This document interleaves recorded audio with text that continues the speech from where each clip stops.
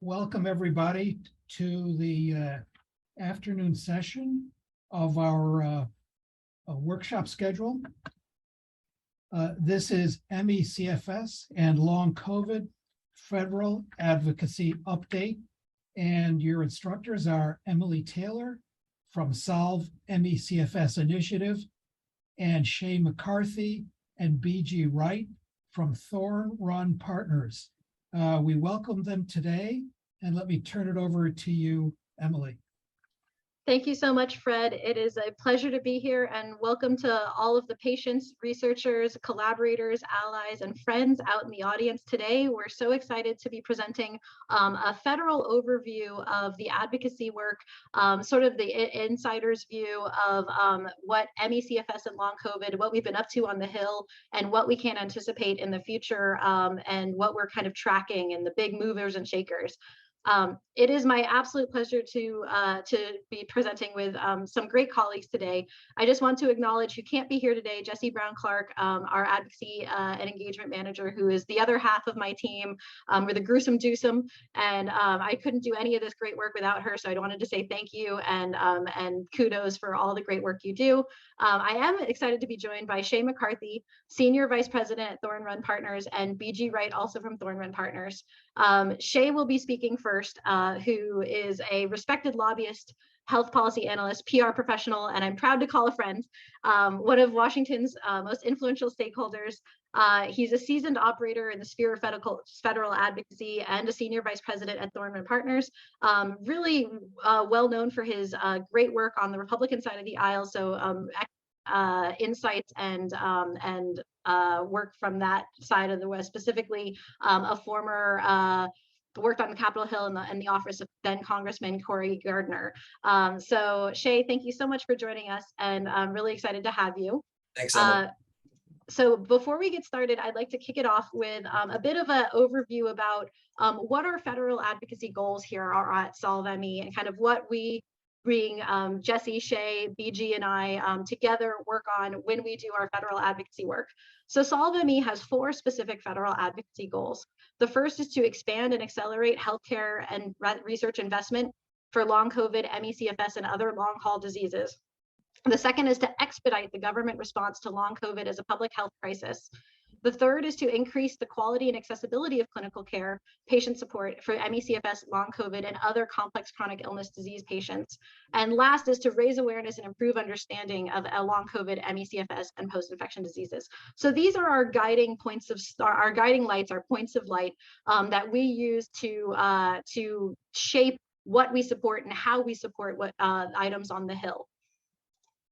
And I also want to take a moment to expand on the MECFS long COVID connection. I know many folks here, I'm preaching to the choir, you all have been researching, looking at this problem, studying the different ways in which these diseases are overlapping and separated. But I just wanted to share how we frame this on Capitol Hill and what our narrative has been when we speak about these issues to the lay people in Congress who may not be into the nuanced details of the science and realities of the clinical care that we face every day.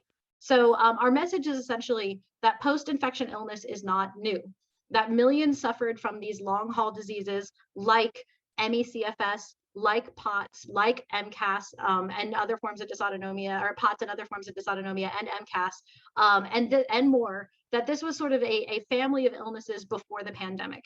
However, the pandemic has caused an explosion of these cases.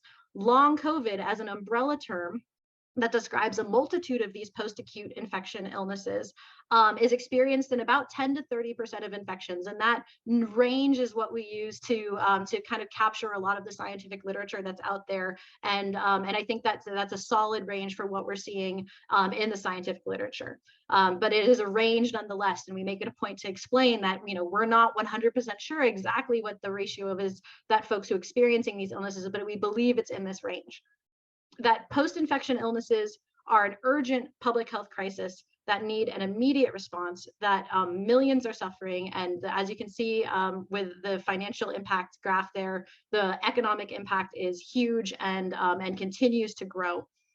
And lastly, research investments now is how we mitigate that future economic cost. So with that tee up to kind of give you a sense of how we work on the Hill and what our key targets are, I'd love to turn it over to Shay to give us a bit of the federal landscape. Just let me know when you need me to move the slides forward, Shay. I appreciate that, Emily. And like you mentioned, I'd like to start with sort of a high level overview of some of the key things going on in Washington when it comes to federal funding issues for research, including biomedical research. And on the next slide, I'll sort of start with the National Institutes of Health, which has been historically the preeminent research entity for research funding and is governed by the annual appropriations process at Congress, which is now currently underway for fiscal year 2023. And we already sort of are getting a sense for what Congress's funding priorities are going to be for the next fiscal year. We've seen good trends in NIH funding in recent years. And in fact, this is the 7th consecutive year that the agency has received a boost of over $1 billion in support. This annual appropriations process is bipartisan in nature. So regardless of all of the political mudslinging that seems to be increasingly common year over year in Washington, NIH seems to be one of these things that both political parties can agree on when it comes to key missions of the federal government to ensure that they're adequately funded on an annual basis.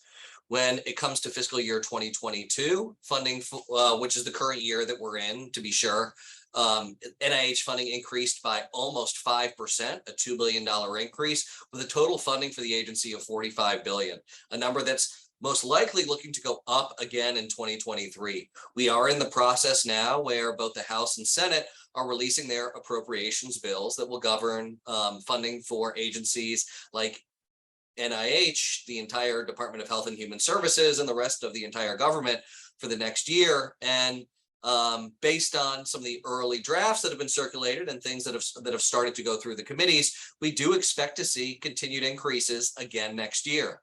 In fact, the omnibus appropriations bill the appropriations bills that have been released by the respective committees for both the House and Senate for 2023 do reflect increases for the next year. Additionally, beyond NIH, I also want to touch briefly on a new research priority, and that's this entity known as ARPA-H. This has been a key priority of the Biden administration to build on the preliminary research that is predominantly done through NIH. And historically speaking, the vast majority of medical research has sort of occurred in two buckets. The federal government supporting fundamental research that's largely supported by NIH, which is a component of HHS, and they make great progress on uncovering the underlying mechanisms of health and disease. And then the biopharmaceutical industry has typically taken responsibility for actually turning that basic research into products that make their way to patients for a multitude of disease areas. But that has historically left a number of gaps for research areas where that basic NIH research might not be worth the risk for a pharmaceutical company to take basic research and turn it into a product. Oftentimes you have major breakthroughs at NIH that don't necessarily translate into commercial applications. And so this new entity in ARPA-H is effectively meant to supplement a lot of the basic research that comes out of NIH and serve sort of a critical role in filling gaps that the pharmaceutical industry is not currently filling when it comes to turning basic research into commercialized products. This research entity was funded for the very first time this year. The omnibus appropriations bill, this broad government funding package that advanced in March of this year, finally both authorized and appropriated funding for ARPA-H, and the HHS Secretary, Javier Becerra, formally established ARPA-H as an independent entity within NIH earlier this year. And the way that NIH and ARPA-H are structured has been a somewhat longstanding, or at least over the past year and a half, has been a longstanding debate. As the Biden administration has laid out this priority, we're going to have this new independent entity.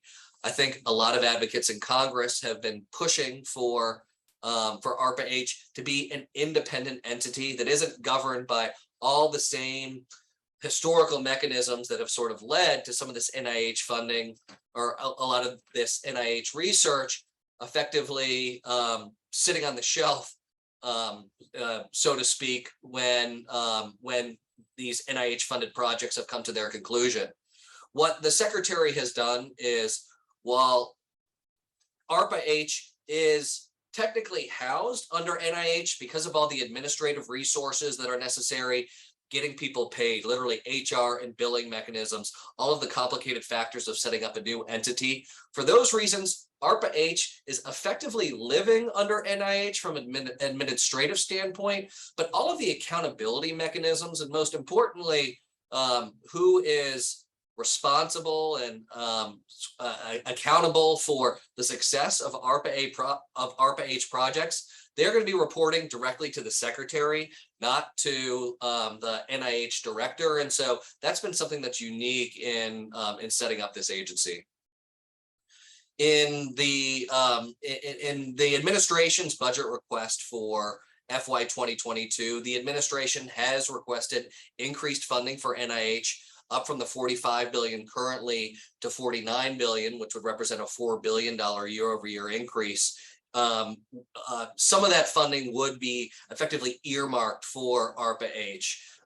This would leave funding for most of NIH component institutes near their current levels, while dedicating most of new funding to the agency for ARPA-H. However, there are a couple agencies within NIH that would receive increases in the administration's proposed budget: mental health, neurological disorders, and environmental health sciences are among those that would receive increases under the proposal.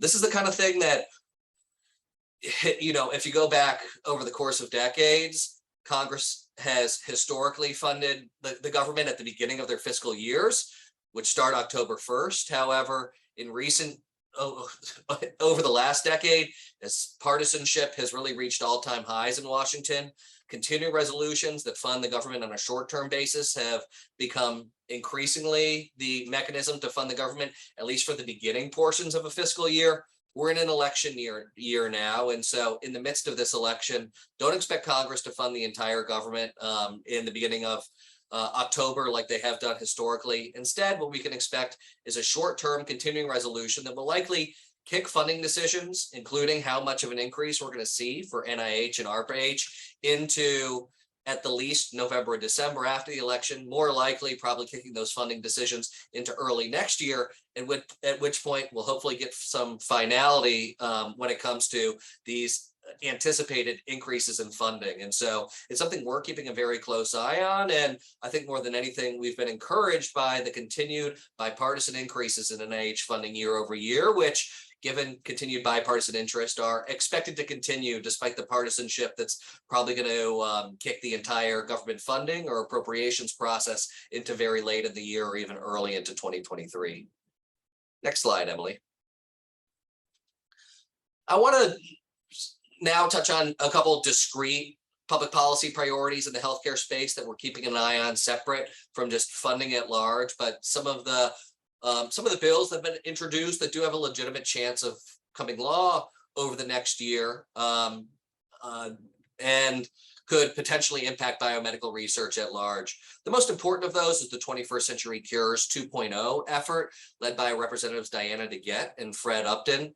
They released a discussion draft of this follow-on legislation to their original 21st Cures bill last year, and are continuing to work with their committees of jurisdiction, preeminently Energy and Commerce, although some of these provisions might fall within the jurisdiction of the House Ways and Means Committee as well. And I want to point to a couple things specifically in their bill, given the fact that Upton and DeGette have a track record of advancing major legislation through Congress.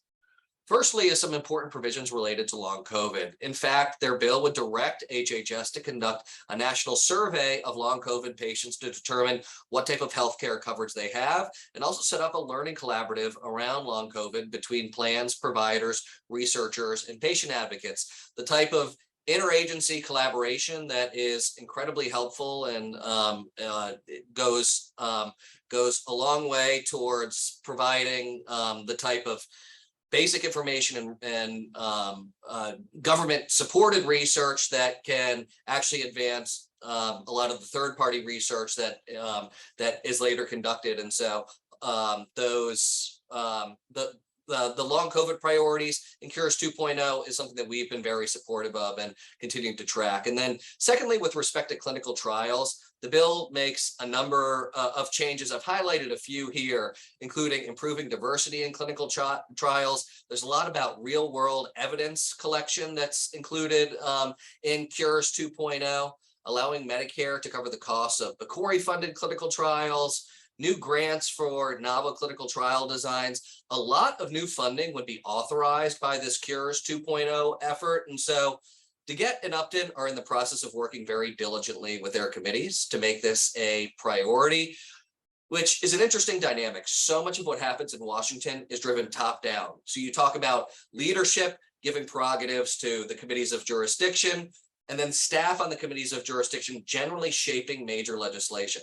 Cures 2.0 has happened much more organically, where Upton and DeGette have firsthand gone to healthcare stakeholders and asked them for input. This is a much more transparent policymaking process that I think the healthcare community at large has supported, just because they are being much more reactive to the stakeholder environment than committees of jurisdiction that oftentimes need to take more of a political posture, because it's being driven not just by the policymaking process, but also by the political goals of leadership and the folks that are charged with leading these committees. And so DeGette and Upton, they have somewhat of an uphill battle, and that involves convincing committee staff that this is a priority that has enough public support and enough support from members on their committee that it's worth investing their time and political capital in. Committees tend to have a little bit of friction when members that sit on their panels, these rank and file members, go rogue and try to write legislation on their own.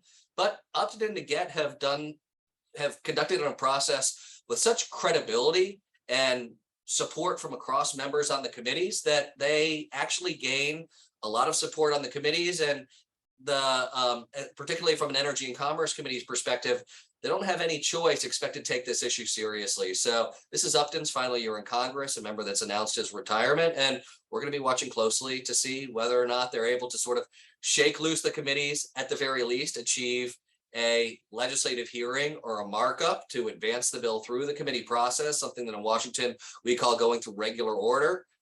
Without that regular order process, this bill could very easily rot on the vine, but Upton and DeGette have gotten a lot of co-sponsors. Some really influential members have joined them in their endeavor, and especially as we get towards the end of the year, interest in bipartisan lawmaking like they're doing in earnest does have some potential to become law. I'll just, on the next slide, Emily, point to three quick bills that I wanted to touch on before turning it back to you. There's a couple bills that have been of particular interest to the biomedical research community that are pending before Congress currently.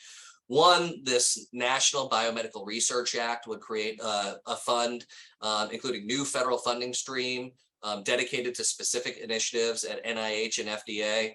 Another one, this RISE Act, would authorize federal agencies to provide support for research specific to COVID-19 in areas that were disrupted during the pandemic. This is supplemental funding that would go there's a decent amount of discretion that is that would be lent to the secretary and to NIH to actually determine how those funds are spent. That's unique because so much of NIH funding is effectively already allocated by the time it comes in the door. And then finally is this Loans for Biomedical Research Act, and it would require the Secretary of HHS to guarantee so-called bio bonds in order to provide funding for loans to eligible biomedical companies and universities to carry out clinical trials that are approved by FDA and for other purposes. And so just a handful of things that from an advocacy perspective in the healthcare realm that we're keeping an eye on. These are all bills, or at least two of the three have been introduced in both chambers of Congress. That final bill is currently only a House bill, but there is always potential to gain some traction in the upper chamber as well. So this is really just meant to provide a high-level overview of the many things that we're watching in this field. Emily, for her part, I expect to give a little bit more of a deep dive on some of our priorities as they relate to long COVID, and particularly what we've been doing on behalf of Solve ME, CFS in Washington. So with that in mind, I'd love to turn it back to you, Emily. Thank you so much, Shay. I really appreciate that overview, and I think it really helps to break down how there's so many different avenues of policy that touch on research, and how we're really looking at the holistic research community and all these different avenues of approach that we can just help bring federal dollars into the MECFS research space. So no stone left unturned, as you can see. So what I'd like to do today is zoom in a little bit, as Shay described, on some of the specific pieces of legislation that we've been partnering with other organizations and with congressional offices on developing, on working on, and pushing through, and some of the tools that are in our toolkit that help us do that. And so there's a couple that I just want to highlight today. I'm going to start with our white paper, which was published back in April from the Solve Long COVID Initiative, a project of Solve ME, and share a little bit about that. Then I'd like to talk to kind of our marquee bills, which are the Care for Long COVID Act and the Treat Long COVID Act. And then I'd like to talk about a third bill, the Pandemic Centers of Excellence Act. And then I'm going to turn it over to BG to really dig into our appropriations in a deep dive, and some of the work we've been doing there, which is also so proud of that work. And before I get started, I'll just note that I'm so glad that Shay mentioned the 2.0, the 21st Century Cures 2.0. That's actually, we've been part of the coalition and community that have been working on that as well, which is why those long COVID policy solutions are in there. They might sound very familiar because they're actually the same as the ones in the Care for Long COVID Act. So, so we're really exploring multiple avenues of approach. To get started, I'll start with our white paper. One of the key areas that we were struggling with when we were working with members of Congress on these early stages of these bills was questions from the members: how many people in my state, and what's the economic cost? And those are critical questions that we needed to have answers to in order to progress the conversation with these members. So we set to work in answering those questions. We recently published, back in April of 2022, so just a few months ago, we published Long COVID's Impact on Adult Americans, Early Indicators Estimating Prevalence and Cost. And we took some mathematical modeling and applied it to publicly available data and existing patient-led research that had already been published to create some estimates about where these numbers would fall, not only by state numbers, but also looking at economic impact as a whole. So, so as you can see there on the right side of your screen, this is some of our findings. We did two models. We had a reported case model and a seroprevalence model. And it's important that we distinguish those two because we consider them both conservative estimates, but the reported case model is the most conservative estimate. As you know, this includes publicly available data about the number of cases in each of COVID-19 that have been reported in each state. And using those figures, we came to, then applying our mathematical models, we came to the conclusion that about 22 million people, and this is as of January 31st, so this does not include BA5, but we found about 22 million Americans, almost 7% of the population, would have some form of long COVID. And we define this as a very general term, meaning have been impacted by either an existing symptom that's a new symptom, an existing symptom that's been exacerbated, or old symptoms that have come back. So that's a very broad terminology, and that's why we went into a more specific number. And for this paper, we were looking specifically at economic and labor markets because that's where a lot of our congressional friends were asking about. And so we defined a group of disabling long COVID, DLC, disabling long COVID. And this group was specifically people who reported they were no longer able to work at their pre-infection levels of performance. And that number, based again on publicly available data, patient-led research, and survey data from our friends in patient-led research, we were able to find that we estimate about 2.3% of the adult population, that's 7 million Americans, are estimated to have some form of disabling long COVID as a result of their COVID-19 infection. When we run them, again, this is our conservative estimate.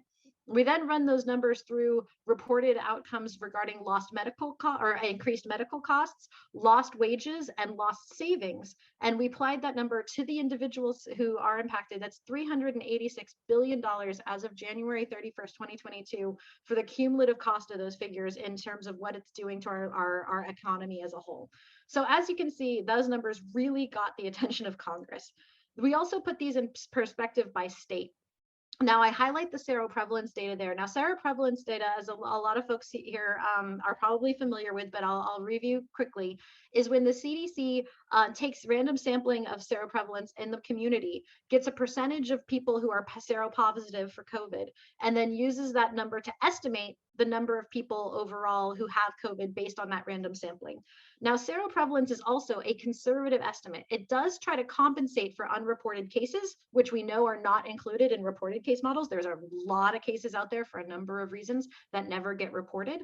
But the seroprevalence model is also underreporting because there are people who don't seroconvert. Women are more less likely to seroconvert and are also underrepresented there. So again, these are two conservative estimates, but you can already see the almost doubling in numbers based on the difference in these two models. And we broke it down by the states that were most severely impacted. And it's really interesting to apply that with each state's policy. But you can see that that number and that data was really, really important for helping us message Congress around these issues. I highly encourage you to check out the white paper if you'd like to see more or would like to see the information about your state.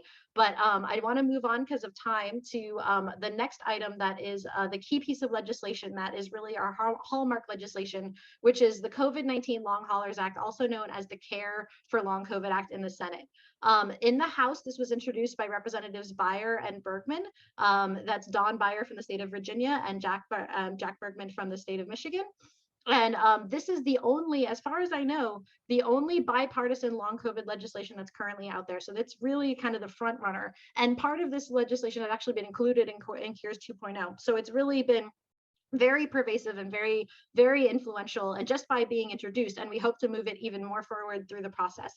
I took a couple pieces of the bill to highlight right here, and just especially for our MECFS community, you'll see the languages and the passages highlighted there, specifically language that we asked for in the bill, noting that other post-viral illnesses that overlap with PASC, other comorbidities and post-viral illnesses. In the House version, it specifies MECFS along with other conditions, actually written out in black and white in the language. So this is the bill that we're really putting a lot of our effort behind because it does all of these great things with a survey, improving care and including comorbidities, but that language is so inclusive about other post-viral and viral associated illnesses that are associated with COVID-19.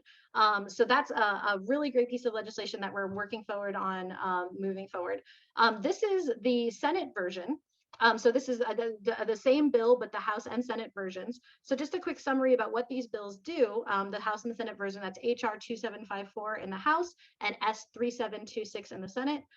They accelerate long COVID research through infrastructure investments. They educate long COVID and medical providers on related conditions, specifically MECFS, fibromyalgia, POTS, and other forms of dysautonomia, and other connective tissue disorders as well as one of the items written into that bill. It improves understanding of long COVID treatment efficacy and disparities by expanding the chronic conditions data warehouse to include long COVID and related conditions. And lastly, it develops partnerships between community-based organizations, social service providers, and legal assistance providers, funding at $50 million a year, competitive grants for those organizations providing those much-needed services. Now, shifting gears from providing services to providing treatment, this is where the Treat Long COVID Act, HR 7482 in the House and S 4015 in the Senate, comes into play. This focuses exclusively on, exactly as the title says, treating long COVID. It authorizes the Department of Health and Human Services to award grants up to $2 million to build and expand healthcare providers and community health centers dealing with long COVID and related illnesses. The funding is for these multidisciplinary clinics, both physical and mental health needs of patients. It prioritizes, and this is the part of the bill that we fought really hard for, that prioritizes funding for healthcare providers with expertise in other post-viral conditions, including MECFS and others associated with long COVID, like MCAS and dysautonomia and POTS specifically.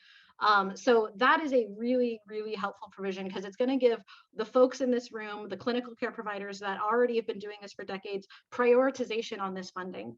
It ensures that treatment is not denied based on insurance coverage, method of diagnostics that's specifically testing requirements, or previous hospitalization, and of course encourages the ongoing medical training of physicians in long COVID clinics, along with other healthcare workers and all of the folks that are serving patients. So this is a treatment-centered piece of legislation. It is not bipartisan at this time, which is a key challenge that it faces. But we are very optimistic, and and really pushing on this piece because, as you know, treatment is so critical, and this funding would be absolutely essential to getting and expanding our treatment care capacity in this area. Last but not least, I'd like to take a quick peek at the Centers of Excellence, Pandemic Centers of Excellence Act, HR 4292 in the House, and in the Senate, that's S2307. This is a pretty comprehensive package that does very simple thing, even though it's a comprehensive package. It funds 15 centers of excellence around the country, academic medical centers, to proactively work on 5 key elements: patient care and survivor recovery, mental health resources for frontline healthcare workers, combating healthcare disparities and promoting health equity, robust public health endangerment research and education, specifically on COVID-19, and future readiness and vaccine research for the next pandemic.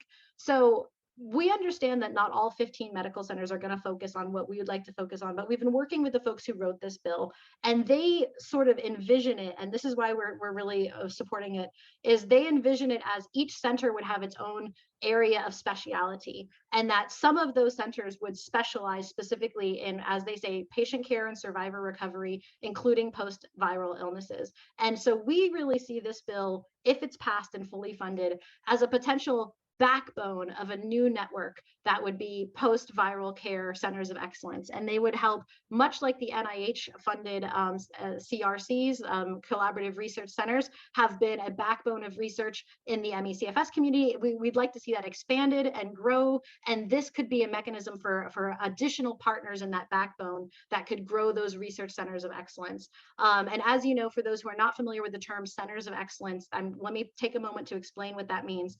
Centers of excellence are specialty healthcare centers that do 3 pivotal key elements. They provide clinical care, very important. They are also centers of research that provide, that conduct and are wet labs for research.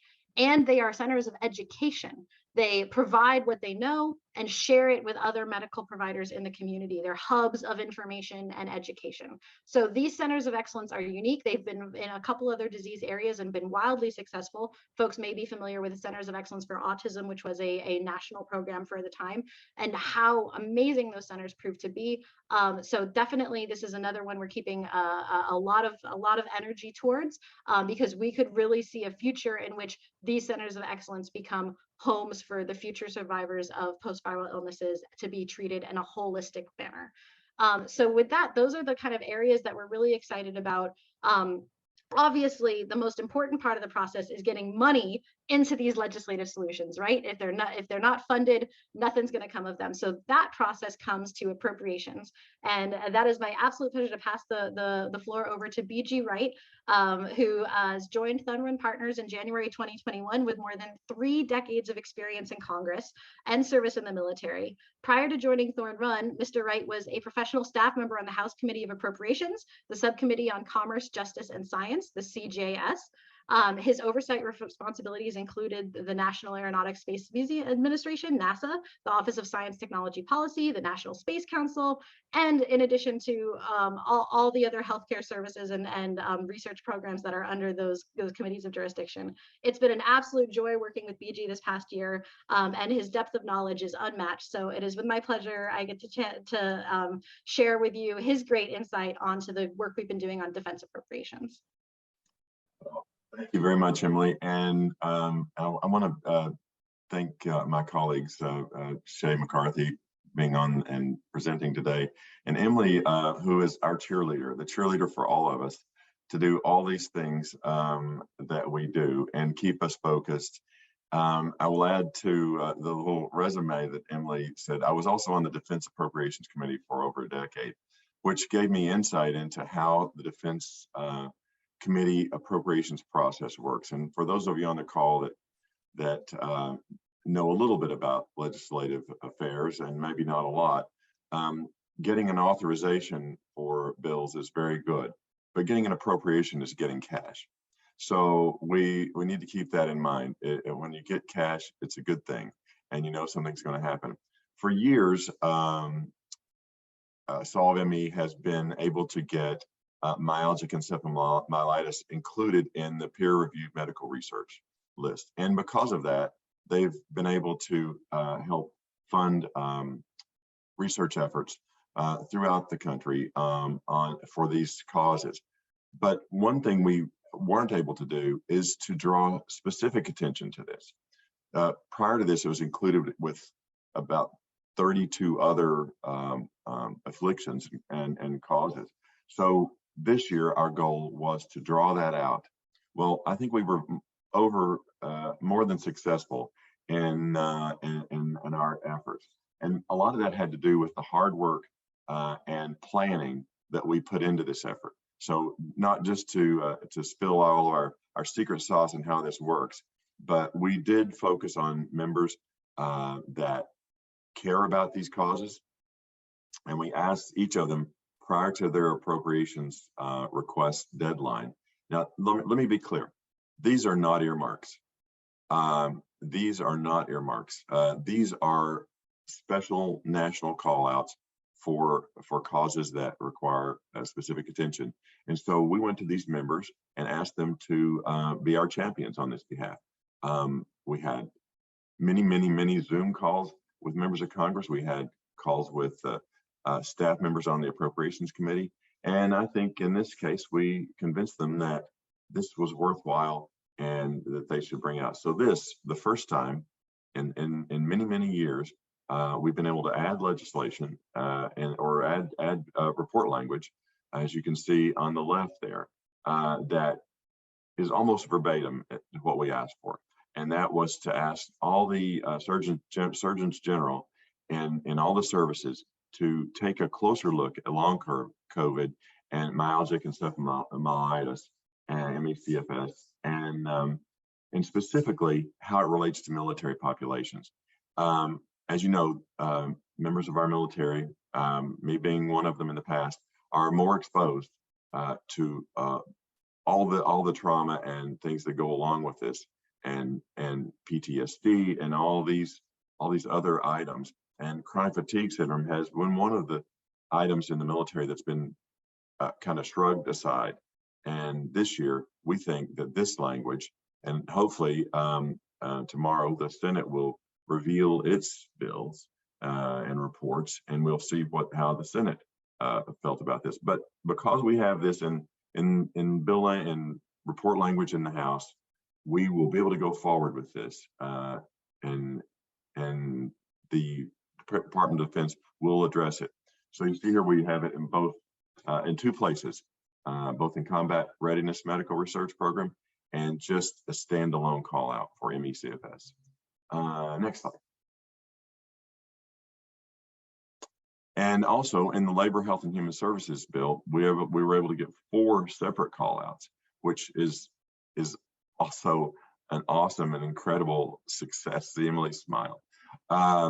And this also addresses the formation of an infection-associated chronic illness advisory committee, which will go huge steps in addressing ME/CFS and other chronic illnesses. And so hopefully this will move forward as a result of this language. Just more language about long COVID, which and how it has failed in the past to address racial and ethnic health disparities. Moving on to infections and associated illnesses with regard to ME/CFS, and encourages NIH to support efforts to expand long COVID research and include participants with ME/CFS in these studies and illnesses, which this just is to expand what they're doing already. Then finally, we were able to get language regarding clinical trials and improve on the markers and the outcomes. And of course, this would help find a cure for these long unaddressed illnesses. We know as advocates on your behalf that many folks go to the doctor and the doctor doesn't really address this properly and or doesn't know what they're seeing. And so exposure in this case to medical professionals and to the military and for the Department of Health and Human Services is essential in getting the word out.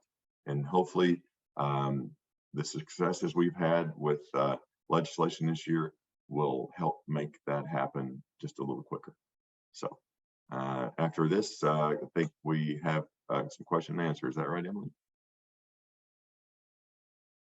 That's absolutely correct. So thank you so much, BG and Shay, for providing that insight. And we're available to answer your questions. Just a quick note that those are some links on the webpage for those who would like to learn more about this work or to get involved. If you would like to become involved in SolveME's advocacy work, you can go to solveme.org/advocacy. If you'd like to become involved in the Long COVID Alliance, that's the coalition that SolveME co-founded around long COVID work, which includes representatives from many different organizations, patient groups, provider groups, and research. That's the longcovidalliance.org. And of course, if you're interested in donating your data to this amazing work, there's the youandmeregistry.com, which is you and me spelled out registry.com, which is our registry and database, data and biobank regarding our work around both long COVID and ME/CFS.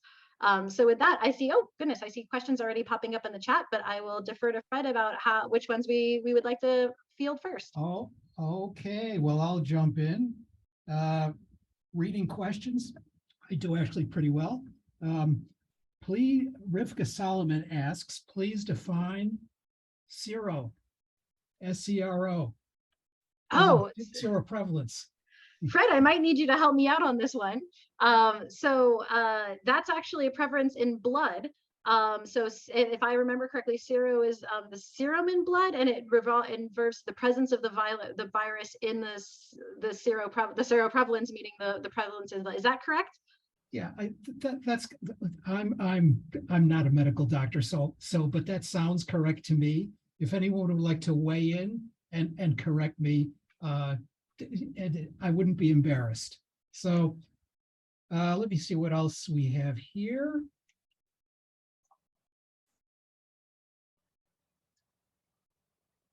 That was a comment from you, Emily.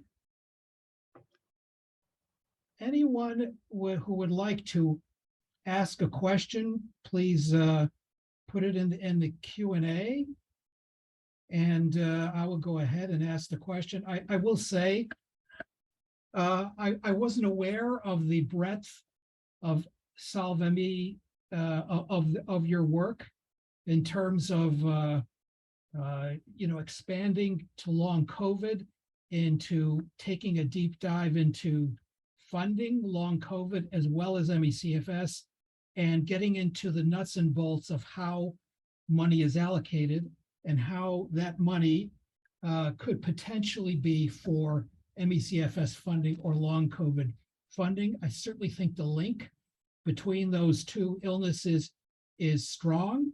Certainly post-viral illness is nothing new, but linking something that is as common as long COVID with ME/CFS, I think, is only to our advantage. It creates more publicity, potentially more credibility. And it's one thing if you have 1 million people with an illness. It's another if you have multiples of that, where you must be concerned. It cannot be ignored by Congress or the funding agencies. So I think your presentation highlights the much stronger case I think we have today to fund ME/CFS, and to the extent that we can parallel it with long COVID, I think that's all to the good. Thank you so much, Fred. I was just going to say, I can add from the perspective of the stakeholder communities, the patients specifically that we represent, so many of them are encouraged by the fact that there is this public acknowledgement in long COVID that post-viral diseases are real, because patients with ME/CFS have often suffered in silence, have often sort of lived in the shadows, and have felt uncomfortable as they've gone from physician to physician wondering whether or not they're ever going to get an appropriate diagnosis for their condition, not knowing exactly what they're suffering from. And, a decade down the line, they get the right diagnosis, they come to Solve ME CFS, and they want to know, what can we do to raise awareness? And long COVID has provided a platform, whether it's in the news media, the public figures that have been speaking publicly about their experiences with long COVID, that these symptoms are real, that post-viral conditions affect tens of thousands or more patients on an annual basis, and that that their voice is meaningful. And so I think that we've seen a lot of support from our community as we've sort of ventured from specifically in the ME/CFS space more broadly into long COVID. And I will say the credibility goes the other way. I'm running a small pilot intervention trial in ME/CFS, of which Solve has very kindly posted an announcement about it. But I've got several people with long COVID who want to be in the trial because they're aware of this parallel. Apparently the publicity linking the two, from Dr. Fauci and many other people, including our keynote to Dr. Iwasaki. So that link is getting stronger, and it's going both ways. So we're very encouraged by that.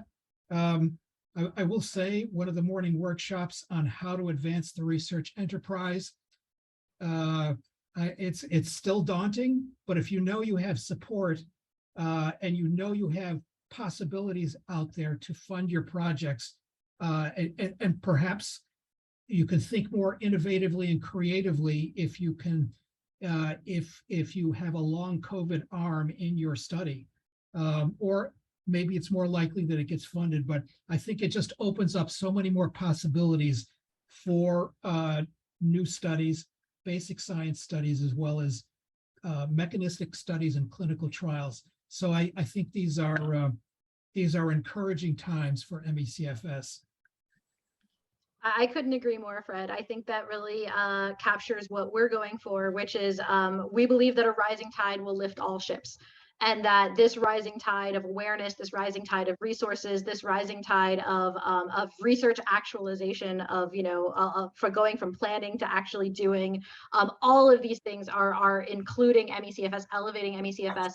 And I think there's so much more motion towards including ME/CFS and dysautonomia and mast cell activation subgroups in these studies to really start peeling the onion of how these different groups are related and connected. And we can only do that if we study them together.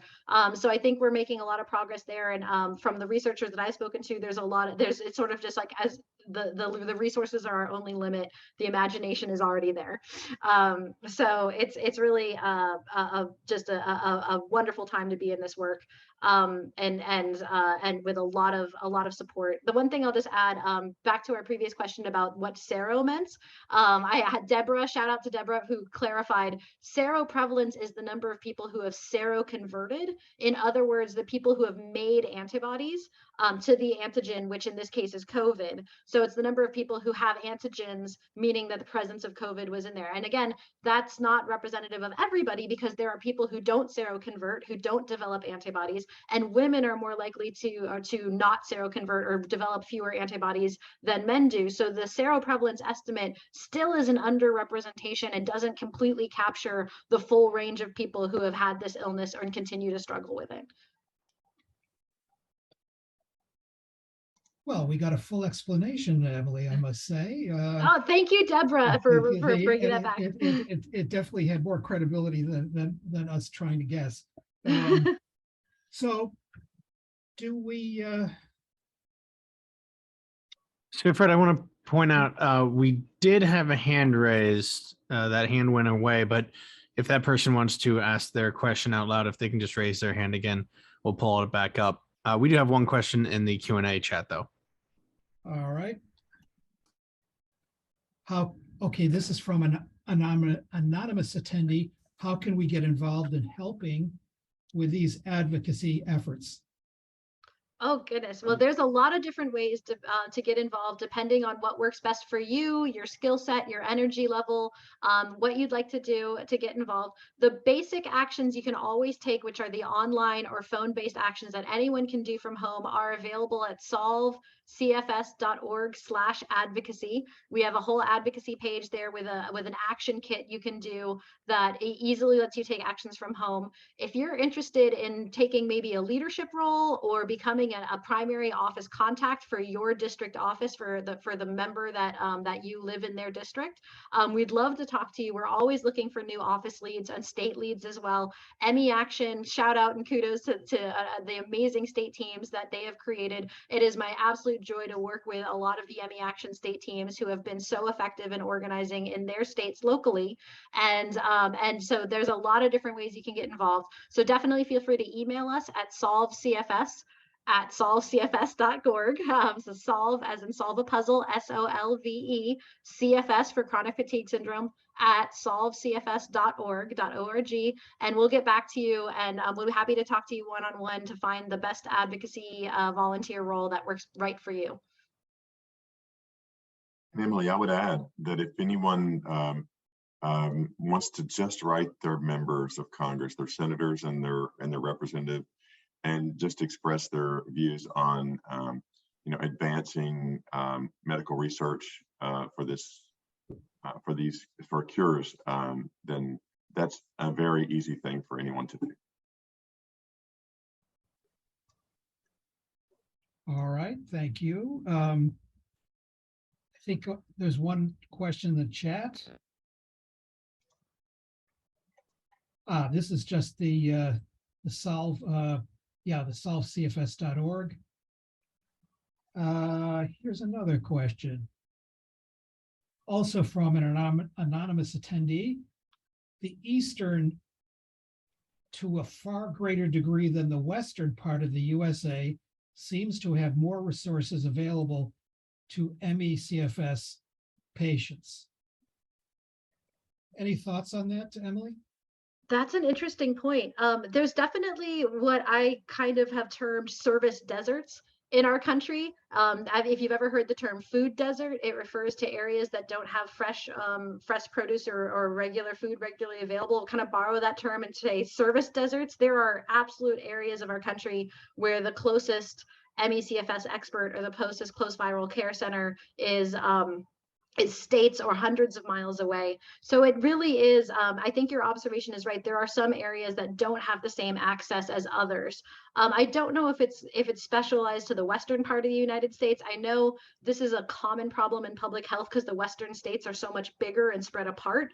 If you live in Boston, Massachusetts, you have a lot of different urban areas with hospitals and specialty centers in a close driving distance away. But if you live in, say, Las Vegas, your closest center is probably in Las Vegas or someplace far away. So I think your observation has a lot of merit and truth to it.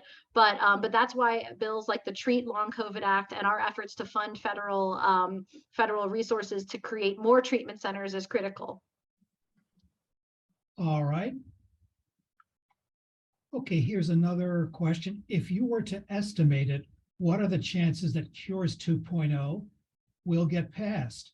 If none of these LC bills get passed, then aside from spreading awareness about LC and ME/CFS to congressmen, what practical purposes do you see these bills serving? That's a great question. Well, I hesitate to guess with the chances on what the chances are Cures will get passed. Maybe I'll let Shay answer that part as a better sense of kind of the overall lay of the land in terms of Cures 2.0. But specifically, even if these long COVID bills don't get passed, their purpose is definitely raising awareness, but also proposing and getting socialized the idea of specific solutions. So within different bills, for example, if we take the COVID-19 Long Haulers Act, there's 4 different sections, and each of those sections represents a different policy solution. One of those policy solutions is funding a national patient registry. One of those funding solutions is $30 million a year for education programs. One of those solutions is $50 million a year for social service programs. So those ideas need to get legs on their own, and they can get written into other pieces of legislation. So just because they were introduced once doesn't mean they won't come back again and have other, as we say, bites at the apple. The other thing I'll just add is that I don't think we had a real vision for passing these bills independently.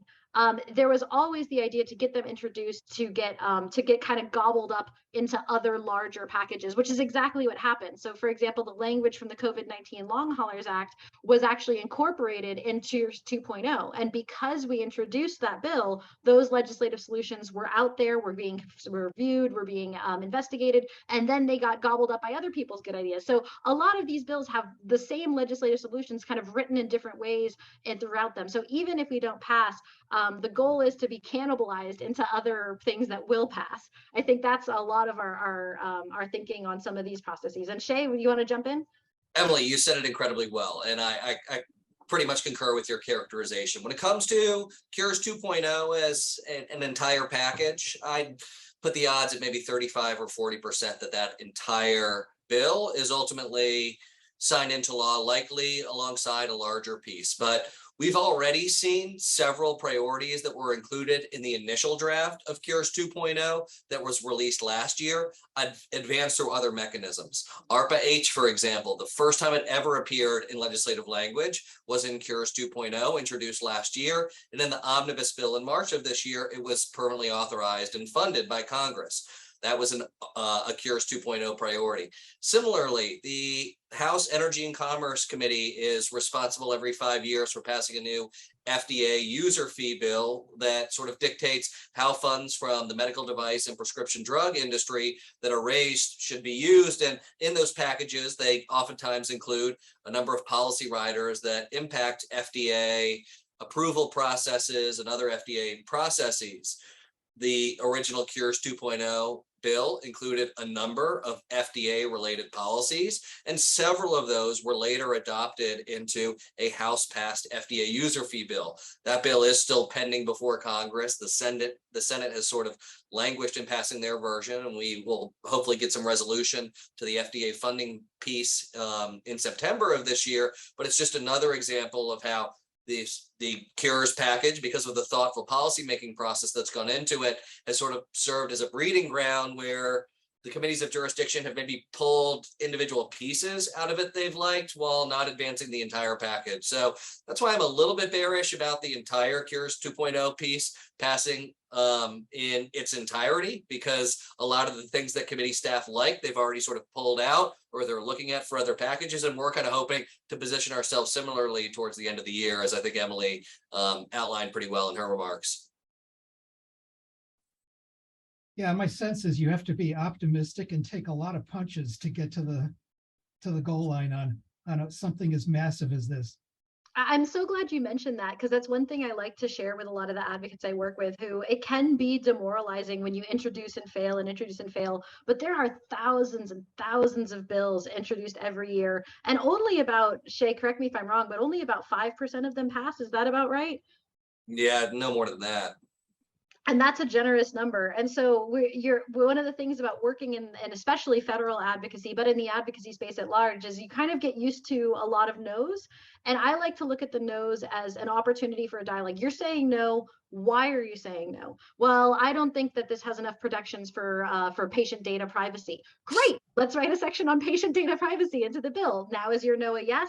Oh, I'm still a little uncomfortable with these funding numbers. Great. What's wrong with the funding numbers? Tell me what's up with those. We'll write that into the bill. Like, so it is, introducing the bill is a way to begin that policy conversation, to fine tune the legislation until it's perfect. And then if it doesn't get fine-tuned by itself until it's perfect, it gets gobbled up into something else. So it's just a jumping board or a sprinting off point for us to begin the conversation to refine the legislation to where we want it to go.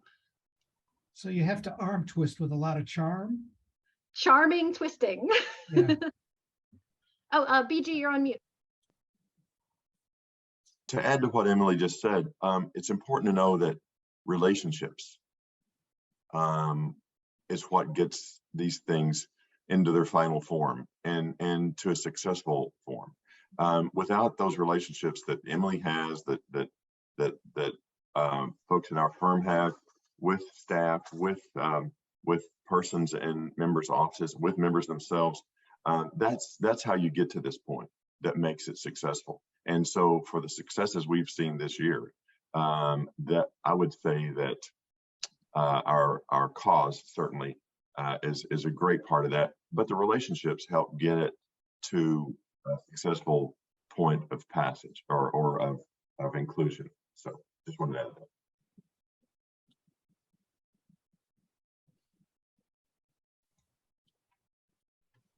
Thank you, BG. I think that was an important point.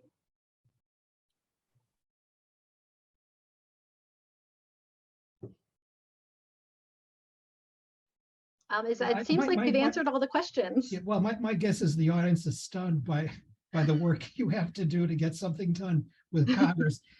I mean, when the way you laid it out, you have to have a strong spine and be relentlessly optimistic and not take no for an answer, and be persistent until I guess until like a couple of guards escort you out of Congress.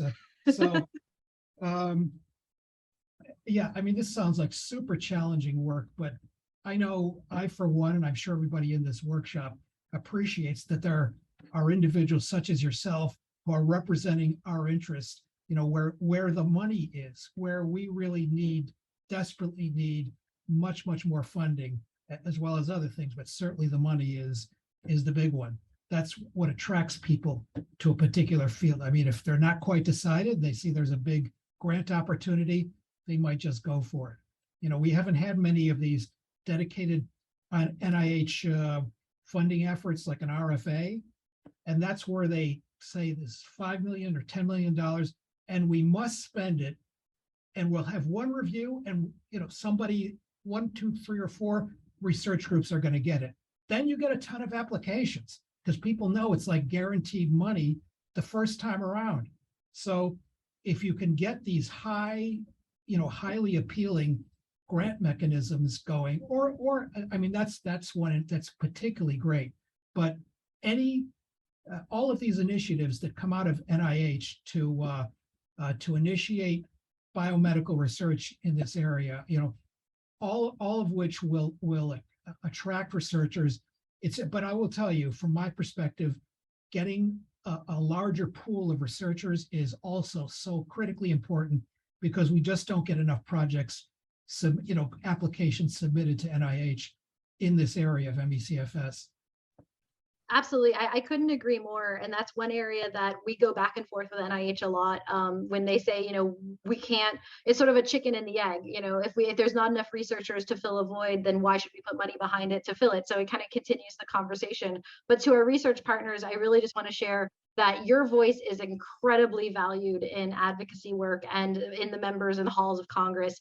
When we have a meeting where we can bring a researcher from a district and say, I am actually conducting this work in your district today, and this funding would help us, or this project would help us, that is really powerful. So there's no limitation. I know our researchers are inundated with work, but even just 20 minutes during Advocacy Month to speak to your member of Congress or get involved, if you're willing to, it makes all the difference, because researchers are highly valued and highly listened to in the halls of Congress. Well, it's true. I guess we have that going for us. Now, I know, Solve, you have your own small grants program. That's correct. We have the Ramsey Award program, where we fund seed funding for researchers for developing pilot projects. We've had some success with those researchers further going on to get NIH grants. So that's really trying to level the playing field. I know many in the research field know that that other fields have startup grants and those kind of seed funding more readily available. So Solve tries to fill that void so that you can get what you need to get your best foot forward in the NIH funding process.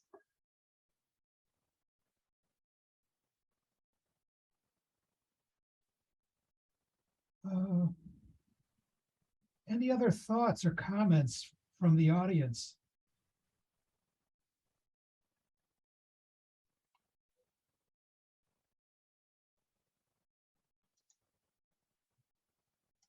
Oh, here we go. From David Miller to all the panelists. I am an informed citizen, not a healthcare professional. I have suspected, wait a minute, I just lost my thread here. Fred, I can jump in. Emily, the question's about bringing broader awareness to the public about the resources made available by Solve CFS and how we can sort of bring more awareness to the public about everything that you all are doing, which I know is an ongoing challenge. Oh, it absolutely is. Communications is a key, and it's critical. And we do a lot of work to try to communicate what we do to both the community and thought leaders at large. Actually, a really great example of how we've been building that partnership is with our friendship and collaboration with the Global Interdependence Center that resulted in the Long COVID initiative, the Solve Long COVID Initiative project. We're funded for a year to do collaborative events together, one of which was the conference in May that we just held in person in New York, all about long COVID, a full day conference. We've also had a couple others on the research, on the jobs market, on what it means for families and children. So that's just one example with the Global Interdependence Center of how we strive to raise awareness in our efforts. Social media and other platforms are critical and key, but really this is where our congressional partners can be amazing. Some of our congressional partners have tweeted or used social media to get our message out there. Others of them have shared their personal stories or talked about, like, for example, Senator Kaine, who's been public about his personal experience with long COVID as a long COVID patient himself. And others have even talked about how their children or nieces or nephews are members of this community of long COVID. That brings so much awareness and validity when a member of Congress says, my daughter or son has this. And that makes it real. In addition, public hearings and briefings are one of the things we strive for. We've had several, actually two, specifically on long COVID, where we had patients with ME/CFS present as part of the conversation.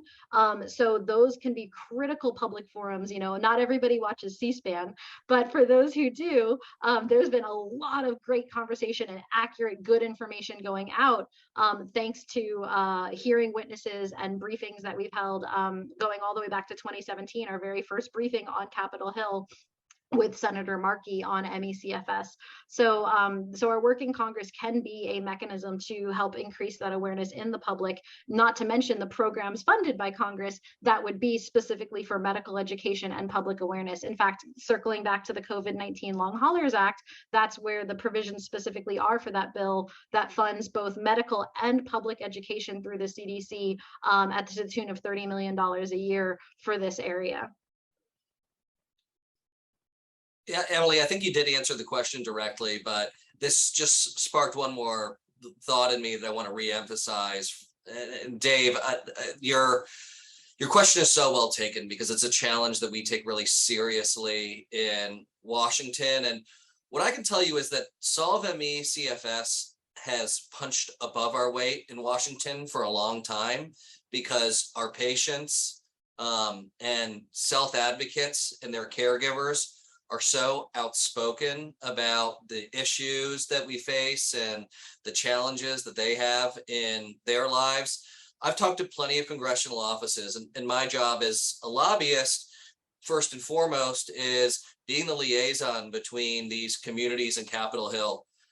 It's oftentimes one dogged individual in a specific congressional district that has single-handedly convinced a member of Congress to make funding or whatever our ask is related to chronic fatigue syndrome one of their missions in Congress. That goes for a lot of the key leaders on the issues that we look to this day to introduce legislation, to make speeches on the floor and raise public awareness. So I just want to underscore the value that one individual invested in sharing their story on Capitol Hill and making a point to connect with their members of Congress on a routine basis and develop long-term relationships can have from an advocacy perspective, because that's one of the things that have made Solve ME/CFS so successful in our own right.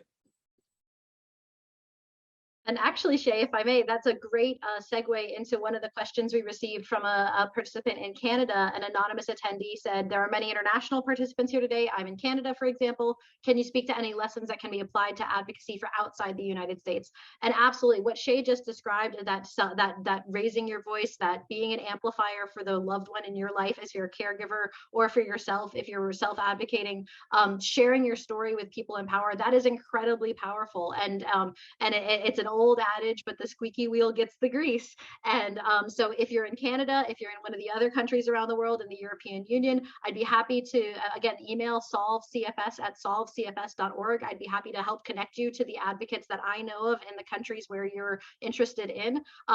Find your people, find a group, and start squeaking. Squeak loud, squeak constantly, and I'd be happy to help you with whatever you can to help guide that squeaking. But just raise your voice, and it really does make a difference in every country to the people in power. Yeah, okay. This is from Deborah Durica. Is there assistance available for completing federal grant applications and designing studies? I have been invited to submit a full proposal for a clinical trial plus planning to the DoD CDMRP for MECFS, but cannot possibly complete the application by deadline. I work at a private medical clinic, so it is just me. I mean, yeah, so I mean, I can answer that unless Emily, you have something you'd like to say about it? I know that we have partnered with the CDMRP program officer to host a webinar to answer all the questions about the application process. So I highly recommend that webinar as a resource, but that's not going to help you write your final application. That's more about the process as a whole. I'll tell you, Deborah, or I take it it's Doctor. I wish I had someone to help me write my grants. This generally takes a full research team to actually be able to find that sort of help. So essentially what you do to help someone write your grants is you have like a co-investigator, or most likely a co-investigator who has familiarity with what you want to do and knows how to write, or a project director that knows how to write. That's where I found assistance in writing grants and writing papers. As far as I know, I don't believe NIH has any such service that they provide. I don't know about DoD. I would kind of doubt it. Also, this is your unique idea. So you would need someone with professional chops who knows how to write as well. Not an easy thing to do. So I'm not sure I have a good answer for you, but if the deadline, if this is a rolling submission, if there's a follow-on deadline, 3 months down the road, that's what you normally do at NIH. If you can't finish it by one deadline, you finish it by the next. Yeah, Doctor, I would just recommend reaching out to the program officers directly. My experience has been that the NIH and CDMRP program officers are very eager to encourage submissions. They actually, it's a feather in their cap the more submissions they get. And if folks fall off, like for example, you were, again, congratulations on being invited to submit, that's amazing. But if they notice that you submitted a pre-proposal and then never submitted a full proposal, that does not reflect well on their program. So there's an incentive built into these programs for them to help you complete your submission, because they need more folks to submit. And so, yeah, we might be able, I just saw your follow-up question. We might be able to help you with that. Please reach out. Again, so that email address is solvecfs@solvecfs.org. Please reach out, and I'd be happy to forward that to the research team and see if there's maybe a volunteer or another resource we can put you in touch with once we understand your specific needs a little bit better. Yeah, just looking at the example you gave, Deborah, was for a statistician to do a power analysis. Yeah, that kind of thing. There are professional statisticians who will do that for you. But if Solve has a resource, that probably would be a preferable way to go. when people don't have statisticians, essentially they hire them on, and it's very specialized, highly technical, and you often need someone like that to do a proper power analysis, but they are out there. Absolutely. Please email the details of your needs to that email address again, solvecfs@solvecfs.org, and I'll get it to the right team, and we'll see what if we can help. We'll try. All right, another question. Many small trial research projects that have significant indicators for a global overview may be a better approach than the congressional onerous gauntlet. Absolutely. To that, I'll say that I defer to our membership and our partners around the world in the World Emmy Alliance. I know that they've been working on doing some advocacy work, and so the World Emmy Alliance would probably be our mechanism that we would use to do any work outside of the United States, because we are partners with that amazing coalition that's all around the world. Specifically to our work in the United States, in Capitol Hill, specifically in the US Congress, that's something that we've invested in for several years now, and I believe we will continue because, as everyone knows, the NIH is one of the single largest funding entities in terms of research funding, and now we're starting to crack open the defense research funding as well through our great work with BG and the Defense Appropriations Committee. So I really do believe that in terms of massive resources moved quickly, no one can do that better than the US Congress. And so I think it's still worth it, even though it can be an onerous gauntlet, as you say, and it is. It's a worthwhile endeavor because the outcomes can be so massively game-changing.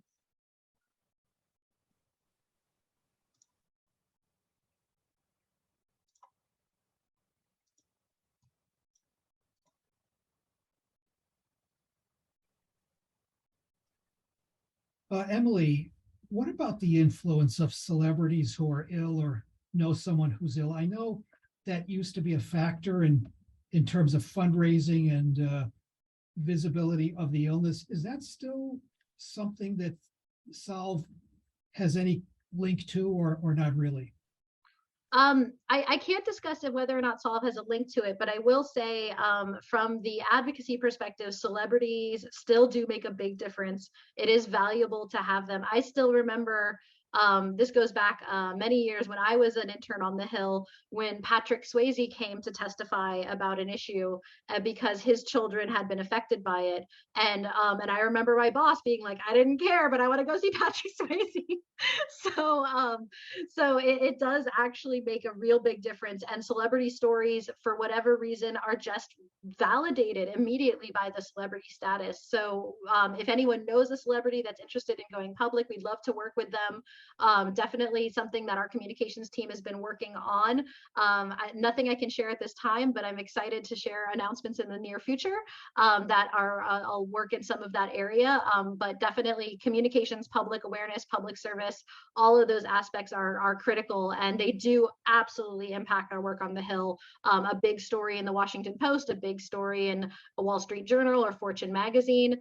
Those are, I share those constantly with my contacts on the Hill, and those are absolutely weighted very heavily. And when, for example, Senator Kaine, is our local celebrity, came out public with his experience with long COVID, it absolutely changed the minds of other senators when he did that. All right.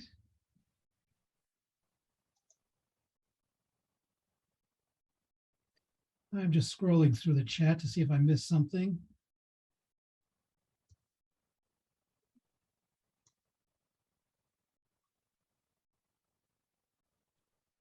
I guess not.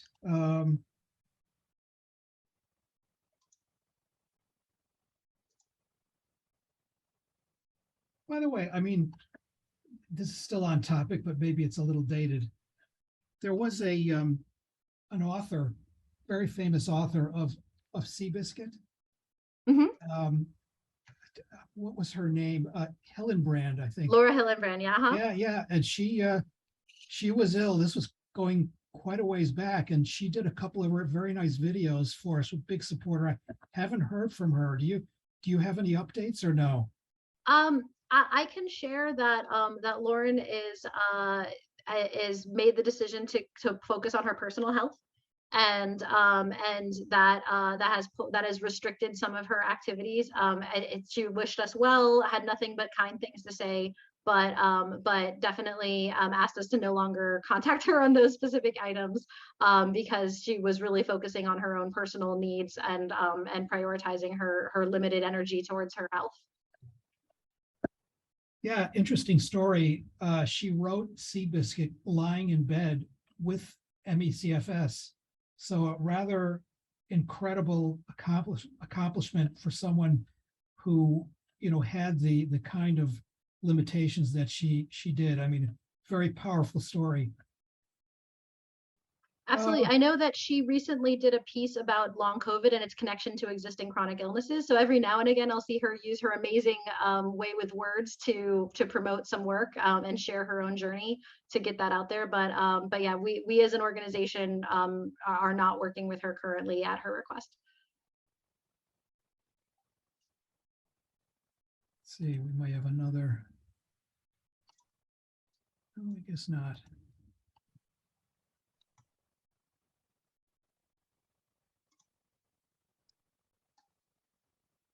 So for our audience more generally, is there maybe one particular thing they could do that would help along your efforts in Congress or advocacy more generally? Oh, wow. Well, for everybody who's interested in getting involved, a great place to start is with the solvecfs.org/advocacy. That's our advocacy kind of homepage.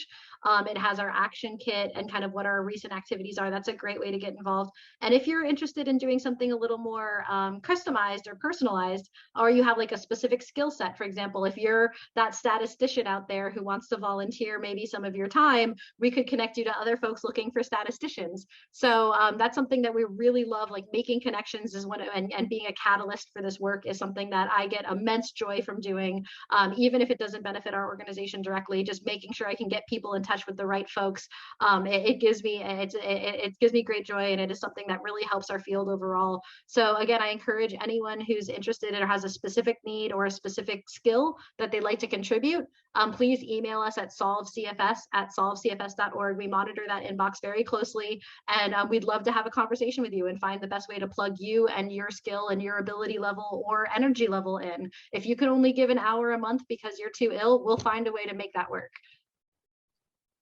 Here's a question from Miriam Tucker. Have you been in touch with Morgan Fairchild lately?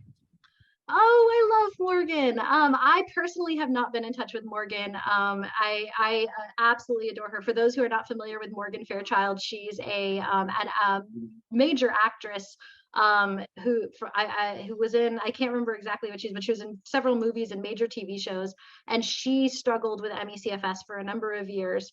And in addition to that, she's an amateur virologist and HIV/AIDS activist who is just an amazing woman. The last time I saw her was before the pandemic. So I would definitely check with my communications team to check in and see if she's interested in doing more work with us. But we love Morgan, and she's a riot if you ever get to meet her in person. I hope you do. She's just so precious. A long time ago, I think this is before she became ill. She was on a TV show, something about the problems of being too beautiful. It was a serious show. But anyway, that's a rarefied category to be in. Anyhow, what was I going to ask? Yeah, always a difficult subject. Do you provide medical referrals, or how do you handle that sort of thing? Oh, good question. So SolveME cannot provide medical or legal advice. We do have a resources page on our website and resource guides that we share with patients who reach out to us that are kind of pre-prepared materials with resources. We do have it's not a very well curated list. It's sort of a casual list of doctors in the United States that are folks that we know or have worked with that we feel confident in referring patients to, but it is by no means a comprehensive list. It's only a list of doctors that SolveME has had relationships with. So it's not exactly a list of every doctor everywhere. But when we don't do official doctor referrals, but what I do is what I do make time to do is meet with patients one-on-one to really understand their individual cases and provide them advice from my perspective as a caregiver and as an advocate for many years to try to navigate systems of care. I tend to be really helpful for people in California because I'm very familiar with the California resources and structures. And we have several other folks that are volunteers that we try to refer out to, but we do not have a formalized patient referral service and we don't have a formalized medical referral service. It's really an informal structure of resources that are for folks to help navigate their own local jurisdictions with what they need to find. And it is, again, very individualized. I don't think you can provide advocacy for one person or resource support for one person that is exactly the same as what another person might need, which is why I try to make time to talk to folks one-on-one. What is the most common question or concern you get from the public and from patients? Is it doctor referrals or something else? Where can I find a doctor and where can I get disability are probably the two biggest the two biggest areas that I get a lot of questions about. I think it's patients who are either trying to get a diagnosis and they're still in that stage of their journey where they're not receiving the medical support or medical care they need. And I think the other piece is a lot of folks still are looking for that one magic pill that'll make it all go away, which we just don't have yet. And so that's a question I get a lot of: what medication should I take, or combination of medication should I take? And it's really, as everyone knows, it's not that simple, and we don't have that solution yet. So it really is work with your doctor. It's managing a journey, not a destination.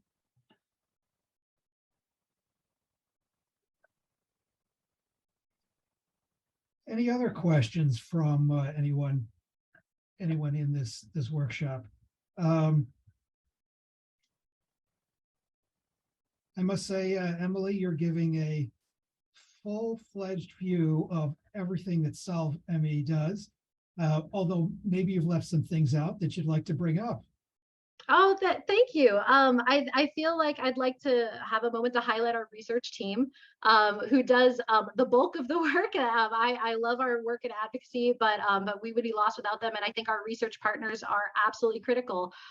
Many of your research partners, I follow you, I lurk after you, I watch your publications, and then I send them to the Hill. So please know that your work is incredibly important and making a difference. And to focus on our team's research work, definitely take a look at our website. We have a robust assortment of programs that are both funded research or supported research, and also our You and Me patient registry, where we have a huge data collection and budding biobank that will be a resource to all researchers.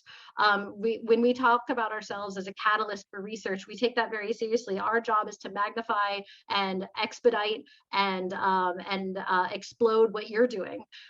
So please don't hesitate to reach out. Our research team's always willing to collaborate and partner where we can, and we really strive to seek out those projects and be that mechanism of support for so many researchers to enter the field, to make this a field that everyone wants to work in, and is fully funded for all of the amazing researchers that have an interest here.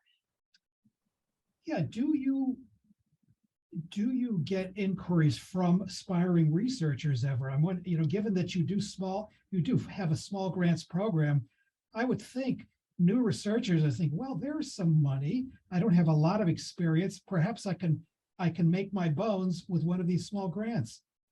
Absolutely. Well, one of the things we're really proud about is recruiting researchers into the field through our smart pilot studies. We are constantly looking out for research doing like MECFS adjacent research that may not be actual MECFS research, and pulling those folks into the field.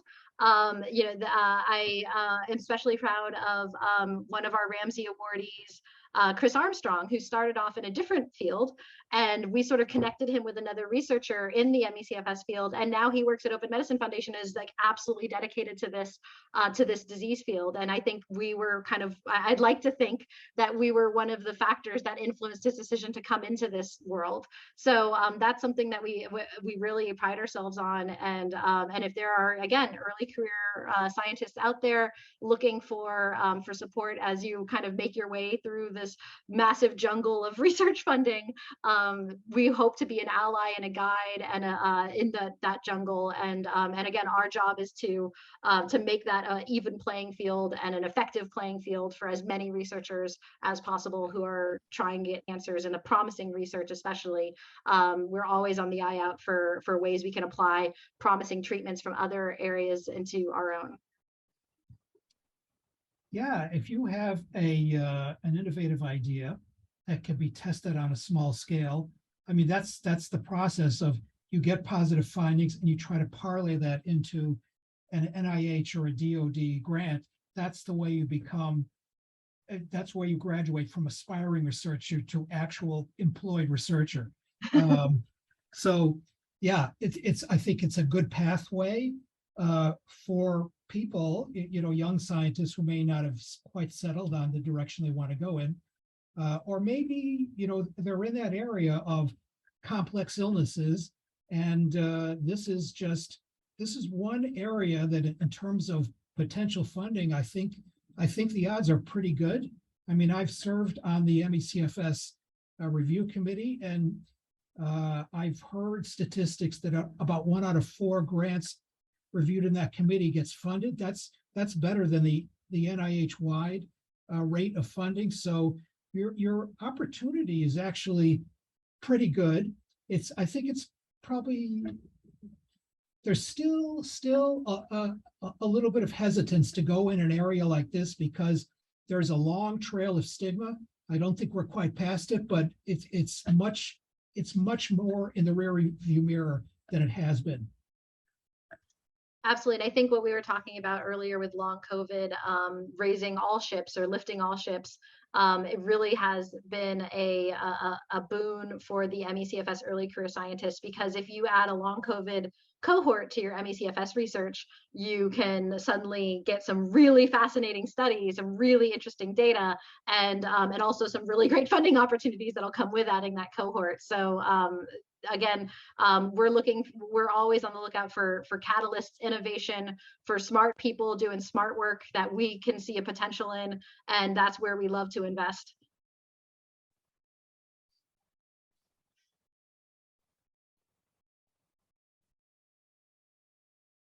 Would anyone like to raise their hand? I haven't seen that happen yet. What does it turn yellow, I think? Well, all right, I'm just kidding around.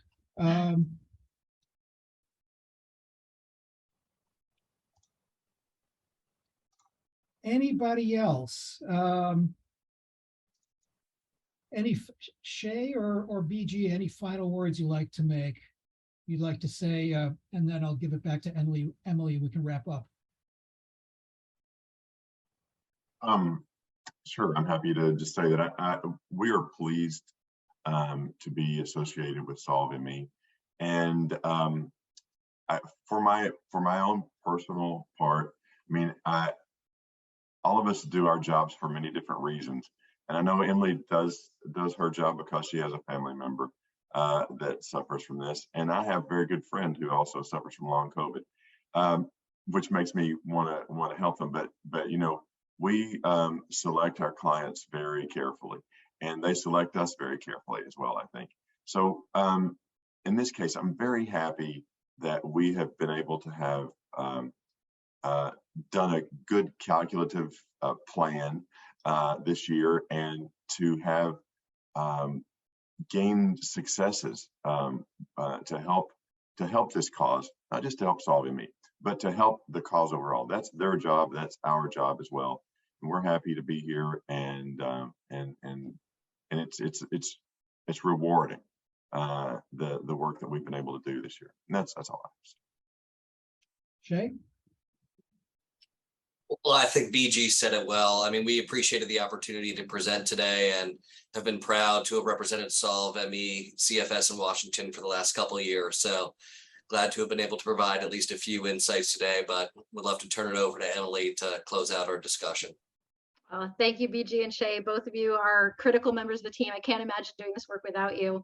And as BG said, my mother is a patient with ME/CFS, and I've walked this road, and I bring that passion and those emotions to work with me every day. And I'm so proud to work at Solve ME. I'm so proud that we're a sponsor of this conference, that the IACFS ME has created this forum for all of these different dialogues to take place. And I just want to end it by saying to the research community and to the patient community at large, both in long COVID, ME/CFS, in this post-infection illness world, we are so proud to serve you. We consider the resources you provide to us, and almost every single one of our dollars comes from a patient or a loved one with ME/CFS or long COVID, and that we consider ourselves stewards of your investments, and we make those investments appropriately with our best judgment to the budding scientists, to the budding researchers, to the advocacy work that gets results. And I'm very proud to say we punch above our weight class, both in the science and in the advocacy fields. And it gives me so much joy to see the progress we've made. And I know that for folks on the outside, it may not look like you see progress every day because you go see the same doctor and the same doctor gives you the same message. But at the highest levels, I can tell you, NIH is shifting, CDC is shifting, the members of Congress are shifting. And we are, I have more reason to be optimistic now than ever before. And it is our job to kick down these doors so that you can walk through them. And we will continue doing that to the best of our ability and the best of our resources as long as we can. Thank you, Emily. Yeah, for one final question for BG, to what extent is the VA participating? Well, our focus this year was not on the VA, so I am not clear on the level the VA is participating in from the standpoint of working with Solve ME. However, as a veteran and a veteran of the Gulf War, and when I was part of the whole burn pit environment, I've been reading through, and I participated in a very similar forum last week, like this, with the VA. And so they are addressing chronic fatigue syndrome, and they have a special committee set up for veterans that are especially veterans of Shield Desert Storm that are suffering from CFS.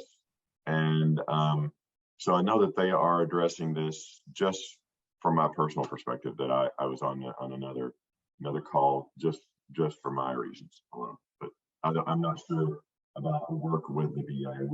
We were particularly focused on Department of Defense this year and Labor, Health, and Human Services. The VA is another appropriations subcommittee, so it's like a whole nother project. So that's, sorry, I can't answer it more. Yeah, I would second that, BG, having some grant experience with the VA. It's a whole different thing. Yeah. Emily? The one thing I will add is that the VA is a partner with the Recover Initiative, which is the NIH initiative to study long COVID that the $1.25 billion from last year is now funding this year, and will continue to fund. And the VA is, I believe, one of the partners, one of the research partners with that entity. So we should be seeing some long COVID work, at least from the Recover Initiative, coming out of the VA in the next couple of years.